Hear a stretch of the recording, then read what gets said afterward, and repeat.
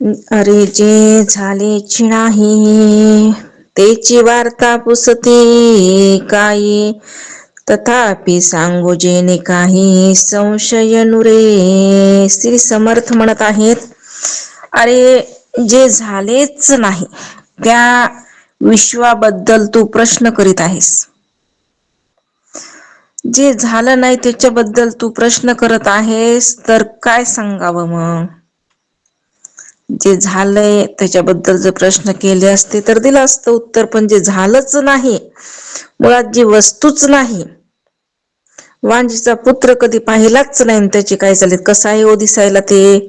वांजेचा पुत्र गोरा आहे का काळा आहे, बासदार आहे का नाही, आहे का नाही. उगच काय त्याची चर्चा. झालाय का तो, आहे का तो, तसातला प्रकार म्हणले. काय कि हे विश्व झालंच नाही, हे जगात झालंच नाही आणि त्याच्याबद्दल तुझे चाललेत म्हणले प्रश्न. मग काय सांगायचं, काय सांगावं.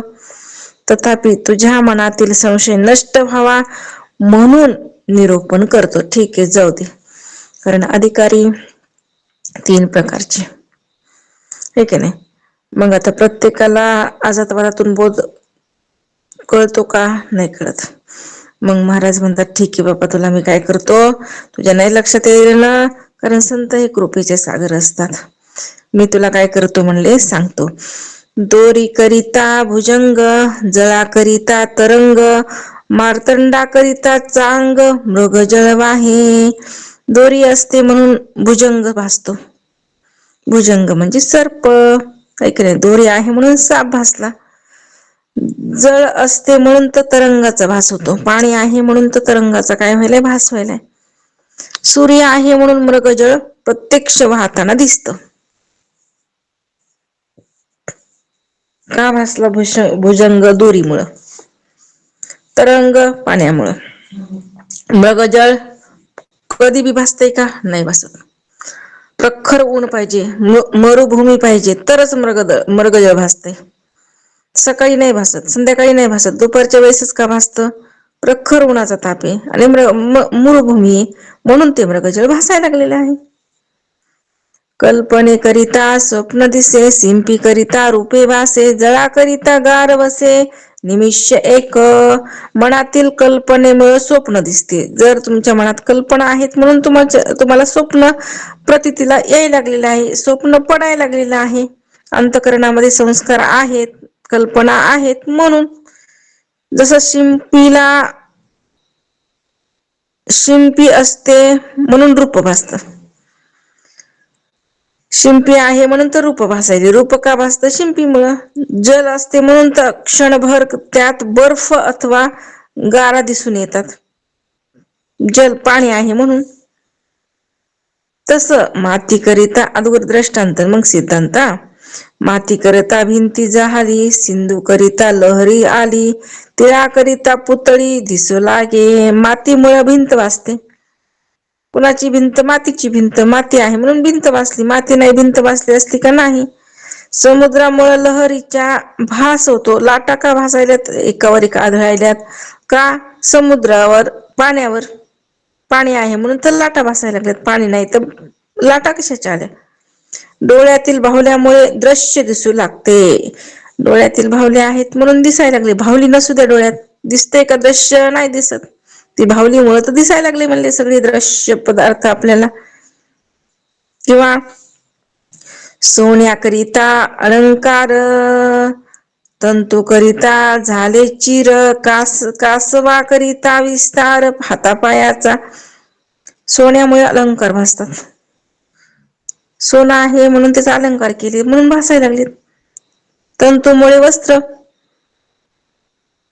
कासवामुळे त्याचे हातपाय हे नवीन निर्माण झाल्यासारखे असतात, भासतात. कासवामुळं त्याचे हातपाय नवीन निर्माण झाल्यासारखे भासतात. तूप असते तेच घट्ट झाल्यासारखे दिसते.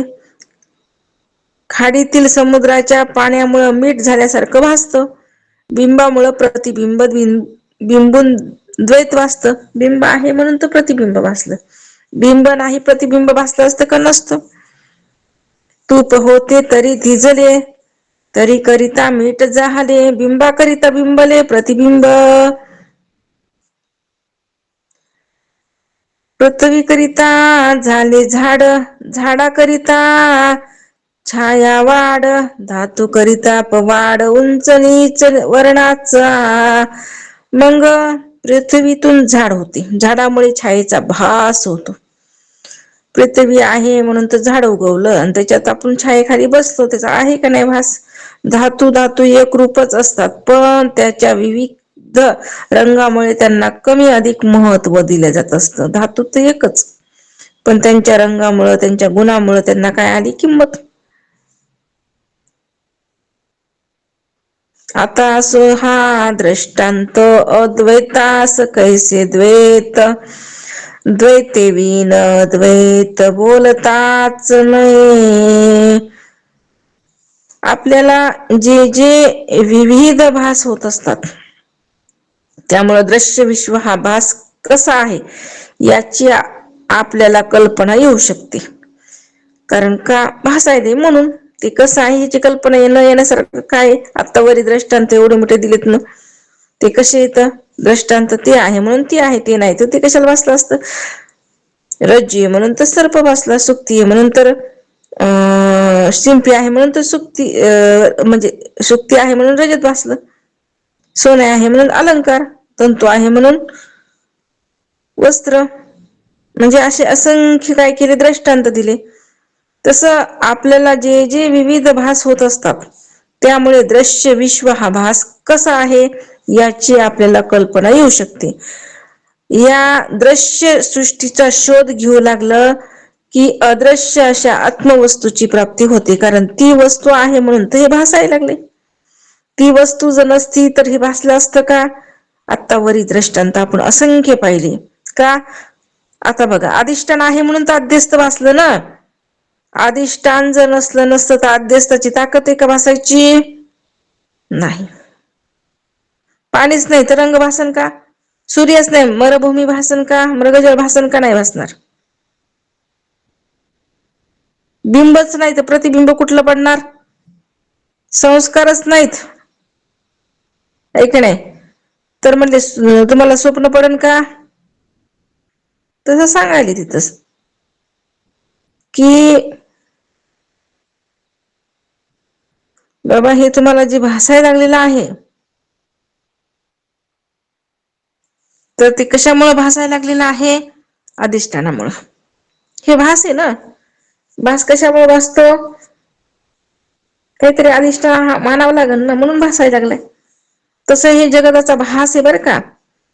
जगता भास आहे. केवळ निराभास या जगी अवतरला नाही, आन उरला भास काही नंतर असं पण म्हणतात. ज्ञानेश्वर महाराज सांगायले केवळ निराभास या जगी अवतरला, निराभास अवतरलाय. आणि नाही आन उरला भास काही, भासच उरला नाही निराभास प्रगट झाला की. निराभास म्हणजे कोण. तो परमात्मा, ती ब्रह्मचैतन्य. ते प्रकट झाल्यावर हे भासच मावळून गेला. आहेच काय तोच आहे, पण तो आम्हाला नाही दिसला म्हणून तर हे भास दिसला ना. ते जर दिसलं असतं तर हे भास दिसला असता का नाही दिसला नसता. पृथ्वी करिता झाले झाड,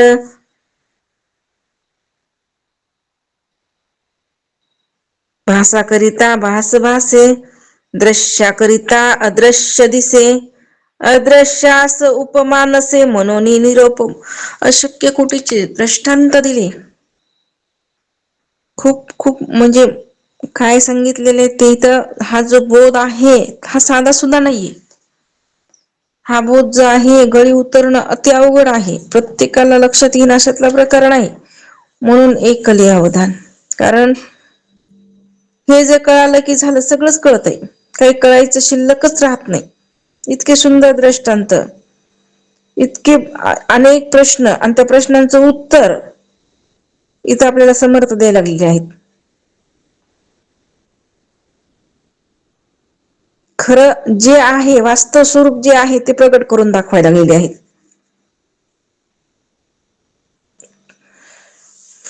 म्हणून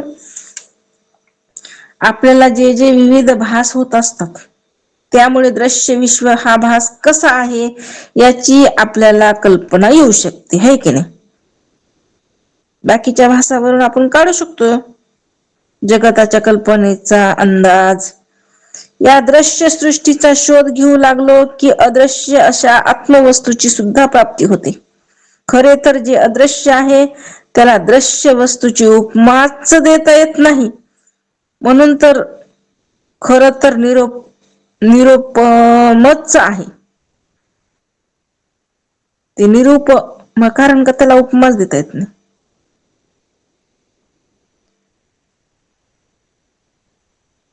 त्याचं निरूपण करायचं गरजच नाही.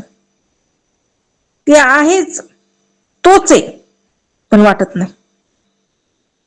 आहे तेच पण दिसत नाही, भासत म्हणजे का तो दिसण्याचा काय नाहीये, प्रकारच नाहीये. आणि ह्या जीवाला सवय लागली काहीतरी डोळ्याने दिसावं, काहीतरी प्रगट व्हावं, अशी सवय लागलेली असते. आणि तो काही नाही दिसण्याचा, त्याला देवा नाही, रूप देवा नाही, नाव देवा नाही, गाव कोठे काही, असा असणारा तो भगवंत.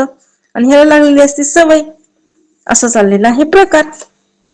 कल्पने विरहित हेत दृश्य वेगळा दृष्टांत, द्वैता वेगळे द्वैत कैसे झाले बघा. कल्पनेशिवाय विचार करता येतो का? नाही. दृश्यच नसेल तर त्याबद्दलचा दृष्टांत देता येईल का? नाही. मुळात द्वैत नसताना हे द्वैत आहे किंवा द्वैत आले कुठून म्हणता येईल का? द्वैतच नाही तर कसं द्वैताला आपल्याला सिद्धीच करता येणार नाही. कल्पनाच नाही तर विचार, मनच नाही तर विचार करता येईल का? कल्पनाच नाही कोणत्या. निर्विकल्प झालंय मन, विचार पूर्ण थांबलाय. निर्विकल्प अवस्थेला मन गेले. तिथे कुठल्या आल्या कल्पना? कल्पना रहित स्थिती.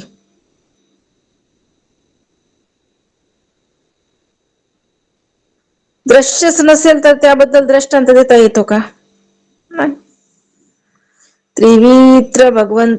विचित्र भगवंताची करणी वर्णवेना सहस्त्रफणी, तेने केली उभवणी अनंत ब्रह्मांडाची. खरोखर याचं उत्तर देणे अवघड आहे बरं का. कारण भगवंताची करणी फार विचित्र आहे. तिचं वर्णन म्हणजे सहस्त्रमुखी असलेला शेषही करू शकत नाही. सहस्त्रमुख असणारा कोण शेष? 1000 तोंड आहेत म्हणले शेषाला. तो सुद्धा वर्णन करू शकला का नाही? या भगवंतानेच अनंत ब्रह्मांडाची निर्मिती केली. म्हणून अनंत कोटी ब्रह्मांड नायक म्हणतात त्याला. कारण अनंत ब्रह्मांडाचा नायक आहे ना तो. त्यानेच उत्पत्ती केली त्याची. एकच ब्रह्मांड आहे का नाही? अनेक ब्रह्मांड आहेत. परमात्मा परमेश्वरू सर्व करता जो ईश्वरू, तयापासून विस्तारू सकळ झाला. परमात्मा परमेश्वर जो या सर्व सृष्टीचा करता आहे, परमात्मा जो आहे सर्व सृष्टीचा करता, ईश्वर म्हणून ज्यास म्हणतात, त्यापासून हा अनंत ब्रह्मांडाचा विस्तार झाला आहे. ईश्वरानं पूर्ण हे विस्तार केलाय.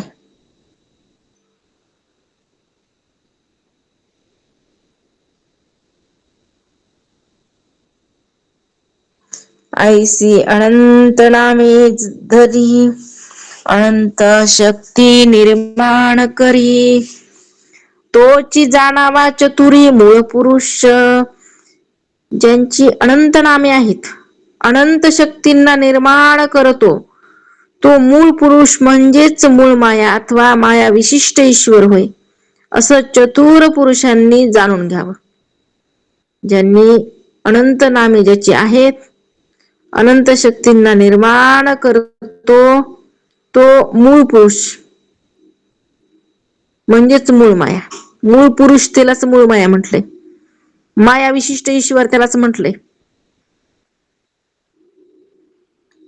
मूळ चैतन्य प्लस माया बरोबर ईश्वर. म्हणून चतुर पुरुषाने असं जाणून घ्या, ईश्वर कसा झाला? मायेमुळं. मायेचा उपाधी लागली ना, आणि तोच ईश्वर मग पूर्ण सृष्टीची उत्पत्ती करतो. त्या मूळ पुरुषाची ओळखण ते मूळ मायाची आपण सकळ काही करते पण तेथेची आले मूळ माया म्हणजे हा मूळ पुरुष. सर्व कर्तृत्व त्याच्या ठाईच निर्माण झालं मूळ मायेच्या.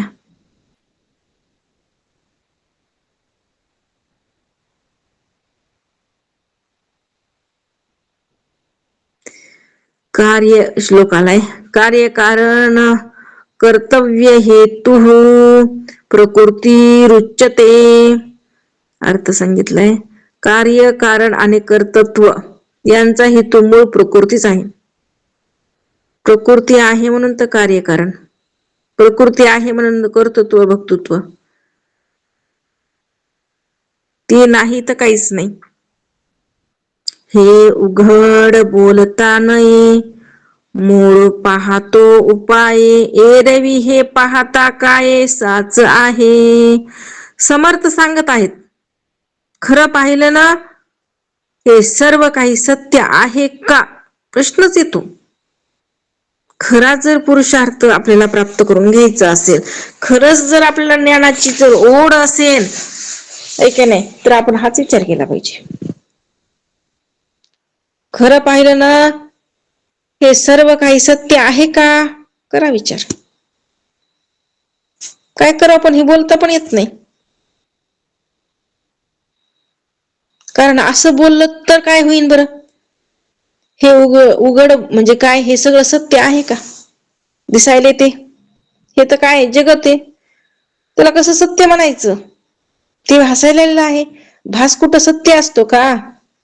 रज्जूवर भासलेला सर्प सत्य आहे का, सुक्तीवर भासलेला रजत सत्य आहे का, स्वप्न पडलेलं सत्य आहे का, मृगजळ सत्य आहे का, भिंत सत्य आहे का मातीवरची, समुद्रावरच्या लहरी सत्य आहे का, सोन्यावरचे अलंकार सत्य आहेत का, तंतूवरचं वस्त्र सत्य आहे का,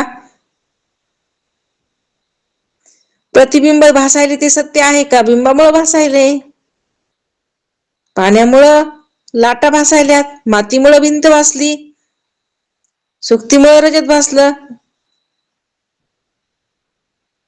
आणि रज्जूमुळे सर्प भासला. मग तसंच तर इथं चाललंय ना. तेच म्हणतात ना मग समर्थ. काय म्हणायला लागलेत की जर आम्ही हे उघड बोललं तर काय होईल. म्हणून बोलता येत नाही हो, अंदाज लावा ना तुम्ही. परंतु हे उघड बोलता येत नाही कारण का नाही बोलता येत, स्पष्टता दाखवली तर त्या बोलण्यामुळे सर्व साधनांचं खंडन केल्यासारखं होऊन उपायाऐवजी अपयाच होईल. म्हणायला म्हणू आपण सांगू, पण मग लोक काय करणार नाही, साधनाच करणार नाहीत ना. नाही ना काही, मग कशाला करायचंय. मग इकडून बी वाहते आणि तिकडून बी वाहते ना, तेवढंच पाहिजे. आळशी लोकांना तर काय करावं लागतं, तेवढं सांगितलं झोपलेलं चांगलं असते म्हणलं की बस, तेवढंच पाहिजे असते त्यांना. अदुगर तर आळशी आणि वरून सांगितलं झोपलेलं लई चांगलं असते, बस मग ते उठते का क्वाट सोडतीन का, ते नाही सोडणार. तशातलाच प्रकारे एक तर आळशी म्हणली, साधना करायचा कंटाळा, नको उठणं नको सकाळी, हे उठा म्हणले कधी बी, कारण का आता सांगितलं असं, तर मग साधनाचा खंड होणार नाही का, सहज होईल म्हणली. मग हे उपायच्या ऐवजी अपयच होईल ना. एक तर जिकडून बी जे पदरात पडायचं ते बी पदरात पडणार नाही. कस तरी पुण्य होऊ लागलं ते पुण्य होणार नाही. झालं म्हणले डायरेक्ट सिधा नरक मेच, अशी अवस्था होईल ना. असं बोलायलेत समर्थ. देवापासून सकळ झाले हे सर्वास मानले, परी त्या देवास ओळखिले पाहिजे की. देवापासून सर्व झाले हे मत सर्वांना मान्य पण आहे. पण तरी तो देव कोणता हे ओळखता तरी यायला पाहिजे का नाही. देवापासून झालंय ठीक आहे, पण देव ओळखला का. देव ओळखता आला पाहिजे, ज्यानं ओळखला त्याला धन्यता. ओळखीला हरी, आहे की नाही, धन्य तर संसारी म्हणले ज्यानं ओळखलं त्याला.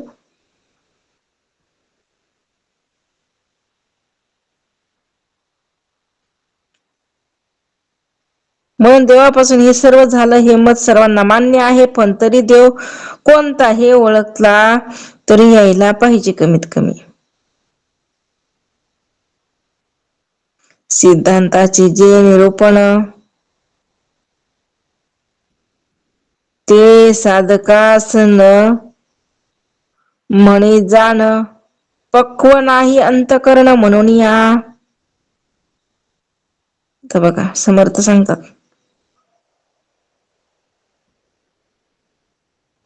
सिद्धांताचे स्वानुभवाने केलेले ब्रह्मनिरूपण. आता सिद्धांताचा जर स्वानुभवाचं काय केलंय ब्रह्मनिरूपण साधकाच्या, आता जी केलेलं आहे सिद्धांताच्या अनुसरून निरूपण ब्रह्मनिरूपण, जर साधकाचं अंतकरण परिपक्व असेल ठीक आहे, नसल्यावर त्यांना समजतच नाही, मानतच नाहीत ते. का? अंतकरण परिपक्व नाही. भोळं असावं म्हणले, आरद गाबळून नसावं. भोळं असलं चालतं, कारण का बोध कुणाला भोळ्या भाविकाशी, कारण तो भोळा आहे ना, त्याला सर्वस्व भगवंताला अर्पण करत असते जे भोळ असते ते. आणि विश्वास तेव्हाच बसत असते, जे चतुर असते ते उग असं का तसं का, हे का ते का, त्याला वाटतं मी लय श्रेष्ठ, कारण प्रश्न करायले ना, प्रश्नावर प्रश्न प्रश्नावर प्रश्न, असं काऊन तसं काऊन, हे काऊन ते काऊन. अरे तुझ्यासारखा तर मूर्ख कोणीच नाही मग, कारण तुला एक गोष्ट कळना, साधी गोष्ट तुला लक्षात येईना, ते बिचार विश्वास ठेवायला लागले. एकदा सांगितलं ती प्रश्न करत नाही, विश्वास ठेवते, भोळ येते आणि ह्याला वाटते मी लय चतुर आहे. तुझ्या चतुर काय तसला चतुरपणा काही कामाचं नाही. नाही ते प्रश्न विचारणं ह्याला चतुर म्हणत नाहीत. त्याला पडद मूर्ख म्हणतात. मग झालाय आपला विषय. म्हणून सिद्धांताचे स्वानुभवाने केलेले ब्रह्मनिरूपण साधकाने अंतकरण पक्व नसल्याने त्याच्या मानवत त्याला ते काय होत नाही, जे बोध केलेला आहे तो त्याच्या मनामध्ये बसतच नाही, तो त्याला कळतच नाही. कारण का? परिपक्वता त्याला प्राप्त झाली नाही. एकदा काय झालं माहिती का, नाथबाबा होते, आता शेवटी शेवटी उतरत वय आलेलं आहे, नाथबाबाचे हातपाय असे थरथर कापू लागले आणि रामायण लिहिणं तर सुरू होतं, सांगणं लिहिणं. पण आता काय करणार हातपाय, मग त्यांचा जो मुलगा आहे ना नाथबाबाला म्हणायचा, आता हे उरलेलं कोणी करायचं, हे उरलेलं कोणी करायचं. मग त्यांना वाटायचं की नाथबाबांनी म्हणावं तूच कर बाबा आता हे राहिलेलं, काय कर आता हे पूर्णता तूच कर, कारण अहंकार होता ना ज्ञानाचा. तेव्हा मग नाथबाबा म्हणले असू दे ना म्हणे, राहिलेला करीन ना माझा गावबा करणारी म्हणे पूर्ण. तितकं हसलं ना ते कोण, एकनाथ महाराजांचा मुलगा. ते म्हणे ती गावबा नुसतं खाऊन झोपते, ती गावबा का म्हणे. हो म्हणे तोच गावबा. जेव्हा गावबाला बोलवलं आणि नाथबाबाने फक्त मस्तकावर हात फिरवला. बघा ना, कृपा कृपा कटाक्ष न्याहाळिले आपल्या पदी बैसविले, माता हात ठेविला नव्हे थापुटोनी जागा केला. कारण का? भाव तसा होता. गावबा काय करायचं काम, काय करायचं नाही, फक्त नाथबाबांना फुलं आणून द्यायचा, पूजेचं साहित्य गोळा करून द्यायचा, बस एवढंच काम होतं. आणि खायचं झोपायचं आणि ऐकायचं पडल्या पडल्या. पण अधिकार किती मोठा, कारण विश्वास, विश्वास करी स्वामीवरी सत्ता. इथं काय म्हणले, इथं ताटा होता अहंकाराचा, की आता हे उरलेलं रामायण मी करीन. पण दिला का अधिकार स्वतःच्या पोराला? नाही दिला. कुणाला दिला? ते गावबा कुठला होता, गावातलं एखादं पोर होत, ते खाण्यासाठी आलेलं पोर. पण बघा संत कसे असतात, ते संत असतात. त्यांना आपलं तुपला हा भेद राहिलेला असतो का? संतांना अजिबात नाही. फक्त मज जो अनन्य भावाने शरण आलाय बस तो आपला झाला. म्हणजे आपला जरी असला आणि त्याचा भावच नसेल त्याला सोडून देतात. असे संत असतात बरं का, लक्षात राहू द्या. म्हणून महाराज इथं सांगतात, सिद्धांताचे जे निरूपण ते साधकास न म्हणे जाण, पक्व नाही अंतकरण म्हणून या का अंतकरण परिपक्वतेला अजून प्राप्त झालेलं नाही. परिपक्व लागन ना, अरच कच्च जमत नाही. कच्च बी जमत नाही. पक्व ते शेंदाड असते बघा, जेव्हा छोट असते कडूडक, वास पण येते त्याचा कडू, इतकं कडूडक असते. आरत गाभोळं बी चांगलं लागत नाही, कडूच लागते. पण जेव्हा ते पिकते ना, अहो ते पिकल्याच्या नंतरचा वास सुटतोय, गोड वास येते त्याचा. पिकली या शिंदे कडूपणा केली, कडूपणा गेली, पूर्ण कडूपणा काय झाला अंगातला निघून गेला आणि त्याला गोडवा प्राप्त झाला. आणि मग किती सुंदर लागते खरबुजासारखं ते. पूर्ण कडूपणा गेला ना, तशी परिपक्व अवस्था पाहिजे. तैसे आम्हा केले म्हणले, ऐका ना, तसं झाला पाहिजे. सगळेच पक्व नसतात, कच्चेच असतात, पण हळूहळू एकदम झाडाला सगळे फळ येतात. ते काय सगळे एकदम पिकलेलेच येतात का? काय नाही. सगळी अवस्था येते ना त्याला, आणि मग पूर्णतेला प्राप्त होतात. तसंच असतं साधकाचं. अगोदर सगळे कच्चेच, पण आरत गाबोळी बी होतात आणि पूर्णतेलाही प्राप्त होत असतात. अशी स्थिती आहे ना. म्हणून सिद्धांताचे स्वानुभवाने केलेले ब्रह्मनिरूपण साधकाचे अंतकरण पक्व नसल्याने त्यांच्या मानवत नाही, त्यांना कळतच नाही. परिपक्व अवस्थेला प्राप्त व्हावं लागते. शंकराचार्य होते, शंकराचार्यांचा शिष्य होता सगळ्यात चौथ्या नंबरचा,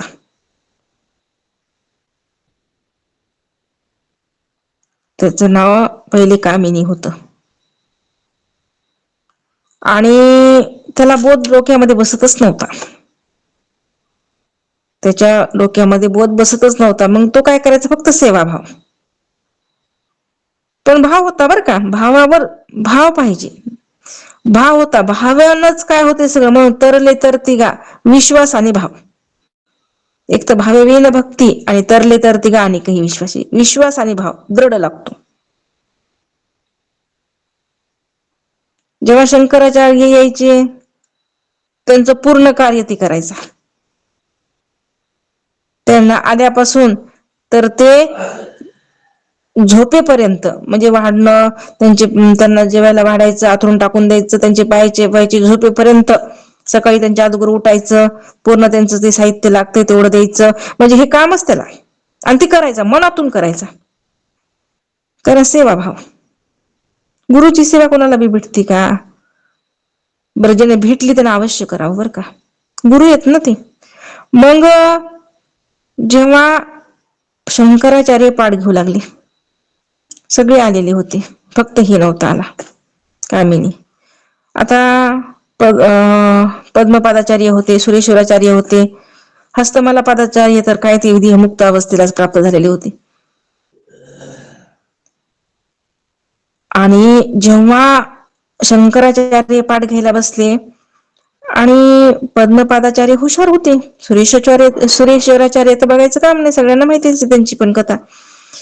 मग जेव्हा महाराज पाठ सुरू करा म्हणले, सर्व आले. अरे, कामिनी नाही दिसायला. तो गेलाय म्हणे आत्ताच कुठं, गंगेवर. आता तो यायला आणखी बराच काळ आहे, अवकाश आहे म्हणे. आता तोपर्यंत येऊस तर बराच उशीर होईल, येऊ दे म्हणे, काही हरकत नाही. शंकराचार्य म्हणले, येऊ द्या, काही हरकत नाही, बराच वेळ झाला.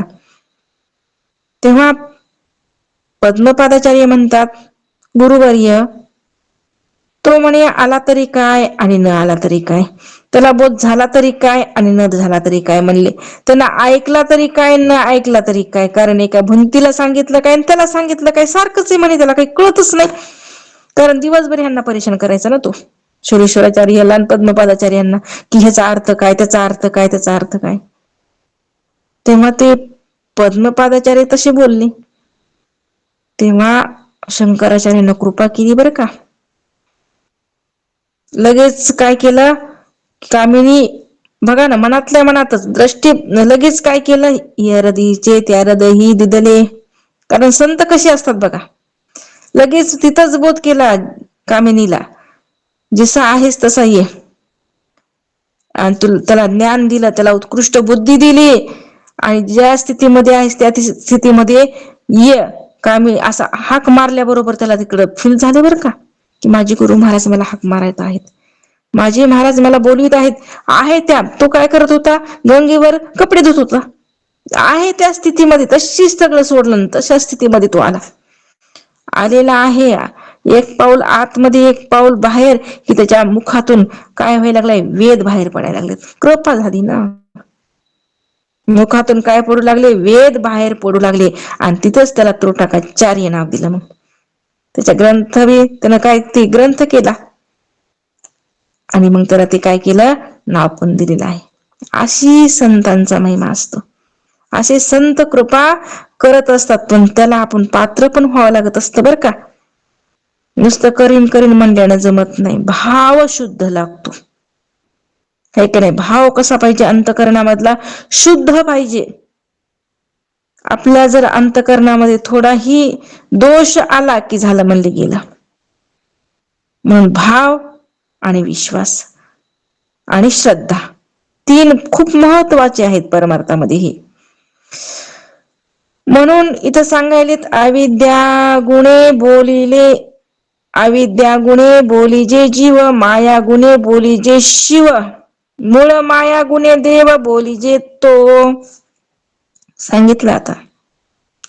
अविद्या उपाधीमुळे जो असतो त्याला जीव असं म्हणायचं. उपाधी कुणाची लागली, अविद्येची. मलिन सत्वगुणयुक्त अविद्या म्हणून जीव झाला, शुद्ध सत्वगुणयुक्त माया म्हणून शिव झाला. मायेच्या उपाधीने युक्त असतो तो शिव. जीव आणि शिव आहे एकच ब्रह्म.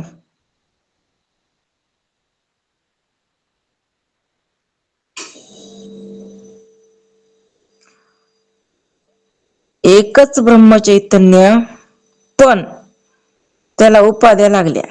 अविद्येची उपाधी लागली जीव, मायेची उपाधी लागली शिव. आकाश आहे, महाआकाश. पण त्या आकाशात मठ बांधला, मठ आकाश, घट घट आकाश, घटापुरता आकाश, मठापुरता आकाश, उपाधीमुळे ना. नाही तर आकाश एकच होतं, पण उपाध्या लागल्या, मोठी उपाधी छोटी उपाधी तशी म्हणले. अविद्या उपाधी जीव, माया उपाधी शिव. तो शिव म्हणून ओळखला जातो. कोण? मायेची उपाधी आहे तो. आणि मूळ प्रकृतीने युक्त तो असतो, त्यालाच परमात्मा म्हटलं आहे, म्हटलं जात. म्हणून कारण मूळ माया आनंद शक्ती धरावया, तेथीचा अर्थ जाणावया, अनुभवी पाहिजे. म्हणून विश्वामध्ये अनंत शक्तीची धारणा मूळ मायेमुळेच होत असते बरं का. पण यातील अर्थ फक्त अनुभवी पुरुषच जाणू शकतात. मूळ माया तोची मूळ पुरुष, तोची सर्वांचा ईश, अनंत नामी जगदीश, तयासीच बोलिजे. स्फुरण रूप मूळ माया, तिलाच मूळ पुरुष म्हटलेलं आहे. स्फुरण जे व्हायले ना, स्फुरण, तीच स्फुरण रूप मूळ माया. कारण जिथं स्फुरण नाही ते काहीच नाहीये, तिथं स्फुरण नाही, काही नाही, काही नाही. कारण का? अंतःकरण मध्ये स्फुरण व्हायले, तिथं पुन्हा मनामध्ये संकल्प विकल्प व्हायलाय, बुद्धीचा नाही. आता ही काहीच नाही, स्फुरणच नाही, तो शुद्ध चैतन्य. म्हणून तर निर्विकल्प स्थिती, कल्पना रहित अवस्था. अंतःकरण बी काय झालं आता, राहिलं नाही. अंतःकरणाचा बाध होतो, ती स्थिती. पण आता इथं काय झाले, स्फुरण रूप मूळ माया, स्फुरण व्हायले ती मूळ माया, तिलाच मूळ पुरुष, ईश्वर, सर्वेश्वर, जगदीश इत्यादी अनंत नामे दिलेली आहेत. कुणाला? जे स्फुरण रूप मूळ माया झाली भगवंताच्या ठिकाणी. मग आता त्यालाच काय केलेत, असे अनंत नाम दिलेली आहेत. स्वरूप मंदिरी होते मी एकली माया सांज वेळी अविद्येच्या बोळी. माझे तुझे चालता पावली मोह भुजंगे धरली करंगळी हो. लोभ सर्प डंकला करू काय स्वार्थ संपत्तीने जड झाला पाय. पहिली तर मी माझ्या स्वरूपामध्ये मस्त होतो, पण काय करणार एक अहंभाव झालं ना तिथं स्फुरण. मग आलं म्हणले इकडं खाली. इतकं खाली आलं की बस म्हणले मोहरूपी भुजंग त्यानंच काय केलं म्हणजे करंगोळीला पकडलं. भुजंग म्हणजे सर्प ऐका ना, त्याला पकडलं करंगोळीला. मग काय झालं, स्वार्थ संपत्ती याच विष भरलं म्हणले.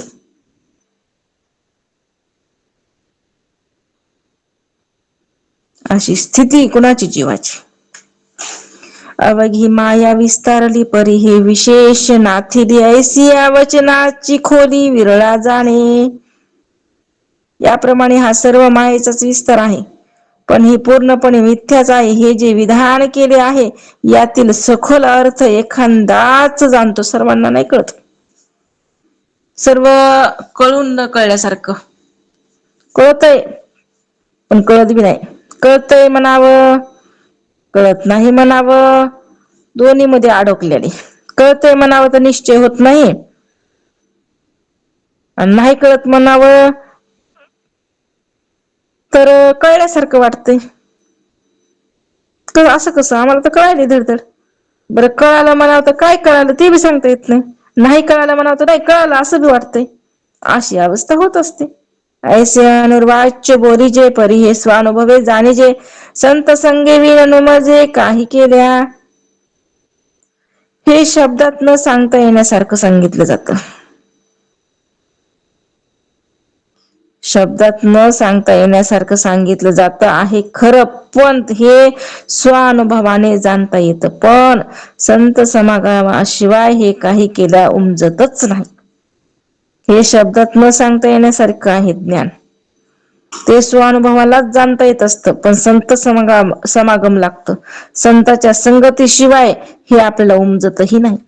माया तोची मूळ पुरुष साधका न म्हणे हे निशेष परी आनंद नामी जगदीश कोणास म्हणावे. मूळ माया तोच मूळ पुरुष असे सांगितलंय बरं का. तरी हे साधकाला पूर्णपणे मान्य होत नाही, आणि त्याला असे वाटते की मग अनंत नामे असलेला जगदीश कोणाला म्हणायचं. नामरूप माये लागले तरी हे बोलणे नीटची झाले. येथे श्रोती अनुमान येले कासयासी. परब्रह्म हे नामरूपातीत असते ना. नामरूपे ही सर्व मायेमुळेच उत्पन्न झाली आहे.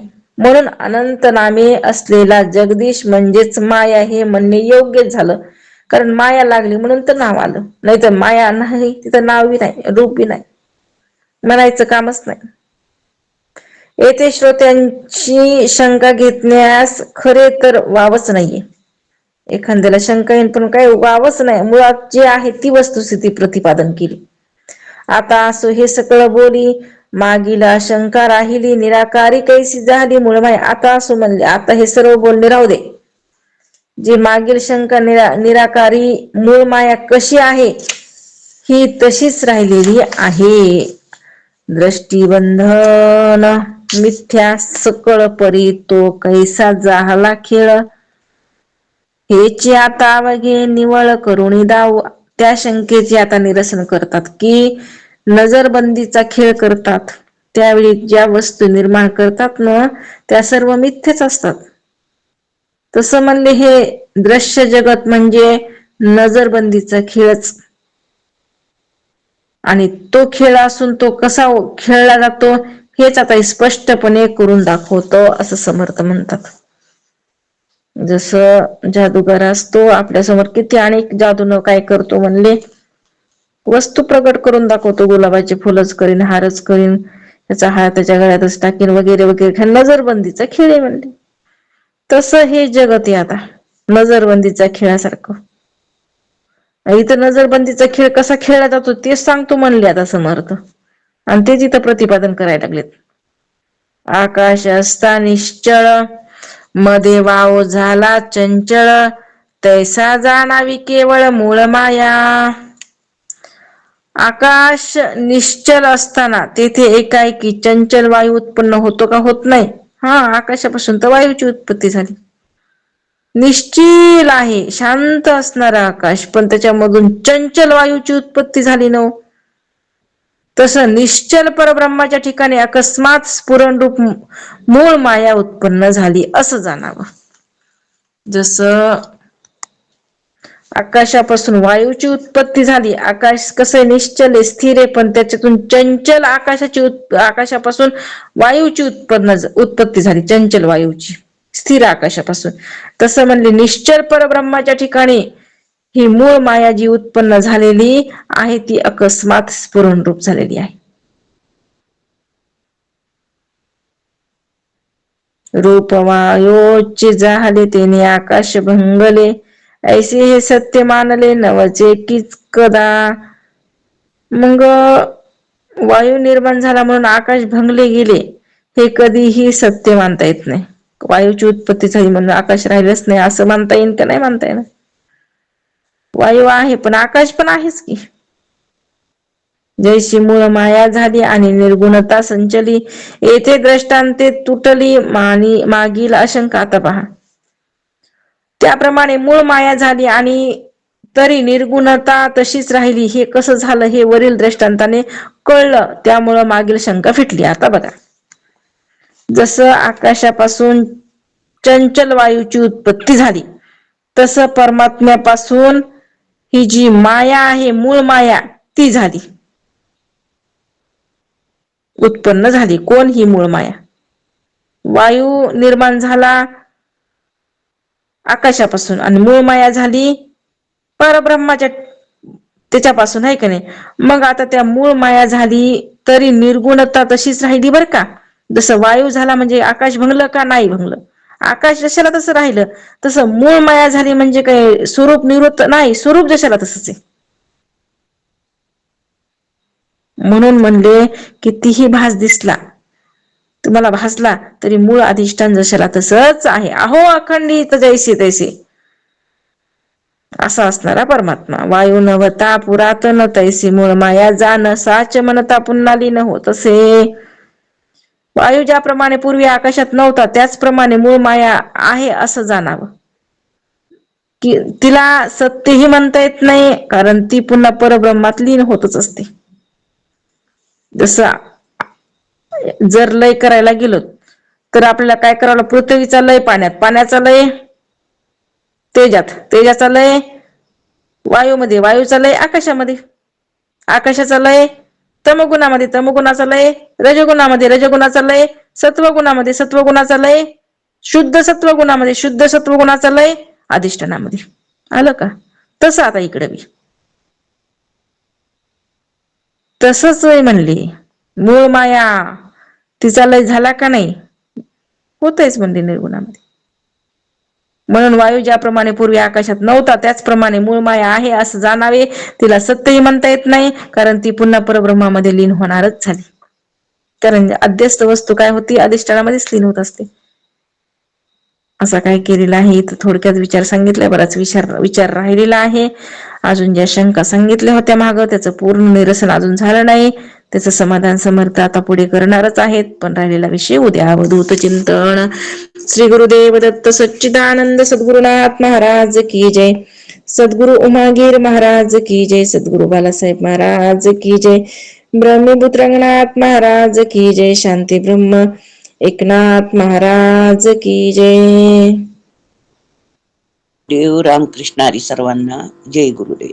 ओम पूर्णमद पूर्णमिदं पूर्णात् पूर्णमुदच्यते पूर्णस्य पूर्णमादाय पूर्णमेवावशिष्यते. मनोबुद्धि अहंकार चित्तानि नाहं न च श्रोत्र दिव्ये न च घ्राण नेत्रे न च व्योम भूमिर्न तेजो न वायुः. चिदानन्दरूप शिवोऽहं शिवोऽहम्. न च प्राणसंज्ञो न वे पञ्चवायुर्न वा सप्तधातुर्न वा पञ्चकोशः न वा कपाणिपादो न चोपस्थपायु. चिदानन्दरूप शिवोऽहं शिवोऽहम्. न मे द्वेषरागो न मे लोभमोहो मदो नैव मे नैव मात्सर्य भावा न धर्मो न चार्थो न कामो न मोक्षः चिदानन्दरूप शिवोऽहं शिवोऽहं न पुण्यं न पापं न सौख्यं न दुःखं न मन्त्रो न तीर्थो न वेदा न यज्ञा अहं भोजनं नैव भोजं न भोक्ता चिदानन्दरूप शिवोऽहं शिवोऽहं न मे मृत्युशङ्का न मे जातिभेदः पिता नैव मे नैव माता न जन्म न बन्धुर्न मित्रं गुरुनैव शिष्यः चिदानन्दरूप शिवोऽहं शिवोऽहम् अहं निर्विकल्पो निराकाररूपो विभुर्व्याप्य सर्वत्र सर्वेन्द्रियाणां सदा मे समत्वं न मुक्तिर्न बन्धः चिदानन्दरूप शिवोऽहं शिवोऽहम् चिदानन्दरूप शिवोऽहं शिवोऽहम् चिदानन्दरूप शिवोऽहं शिवो कुंडलीक वरदेव हरि